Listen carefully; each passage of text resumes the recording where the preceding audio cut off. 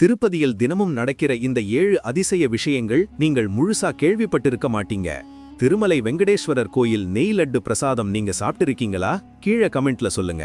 முதல் விஷயம், திருப்பதியில் தற்போது பிரத்யேக AI தொழில்நுட்பம் பயன்படுத்தி பக்தர்கள் வருகை முன்கூட்டியே இந்த AI கணக்கிடுகிறது. நுழைவாயிலிலிருந்து தரிசனம் வரை எவ்வளவு பேர் செல்ல வேண்டும், காத்திருக்க வேண்டும் என்பதையும் இந்த AI நிர்ணயிக்கிறது. இதனால் கூட்ட நெரிசல் கட்டுப்பாட்டிலிருந்து தரிசன நேரம் சுமார் 2 மணி நேரம் வரை குறைக்கப்படுகிறது. இரண்டாவது, தினமும் 3 லட்சம் முதல் 5 லட்சம் வரை திருப்பதி லட்டு தயாராகிறது. இதற்காக லட்டு போட்டு என்று அழைக்கப்படும் மிகப்பெரிய சமையலிடம் இருக்கிறது. அங்கே நூற்றுக்கணக்கானவர்கள் ஒரே முறையில் ஒரே சுவையுடன் லட்டு தயாரிக்கிறார்கள். மூன்றாவது, ஒரு நாளுக்கு 50,000 பேருக்கு மேல் தங்கள் முடியை காணிக்கையாக கொடுக்கிறார்கள்.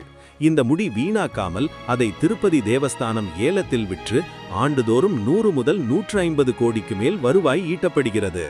நான்காவது, திருமலை உண்டியலில் ஒரு நாளுக்கு மட்டுமே 2 முதல் 5 கோடி வரை பணம் சேர்கிறது. சிறப்பு நாட்களில் அது 10 கோடியையும் கடந்து விடுகிறது. ஐந்தாவது, ஒரு நாளுக்கு 1 லட்சம் பேருக்கு மேல் இலவச அன்னதானம் வழங்கப்படுகிறது. ஒரே நேரத்தில் ஆயிரக்கணக்கானவர்கள் உட்கார்ந்து உணவருந்தும் அளவுக்கு பெரிய மண்டபங்கள் அமைக்கப்பட்டுள்ளன. ஆறாவது, கருவறையில் இருக்கும் பெருமாளின் சிலை கல்லானாலும் அதன் மேற்பரப்பு வெப்பநிலை மனித உடலைப் போல சற்றே சூடாக இருக்கும். வியர்வை போன்று எப்பொழுதும் ஈரப்பதமாக இருக்கும். இந்த வியர்வையை பட்டுத் துணியால் தினமும் துடைக்கப்படுகிறது. ஏழாவது, பெருமாளுக்கு பயன்படுத்தப்படும் பூஜை பொருட்கள், பூக்கள், பால், நெய், உடைகள் ஒரு முறை பயன்படுத்தப்பட்டால் மீண்டும் எங்கும் பயன்படுத்தப்படாது.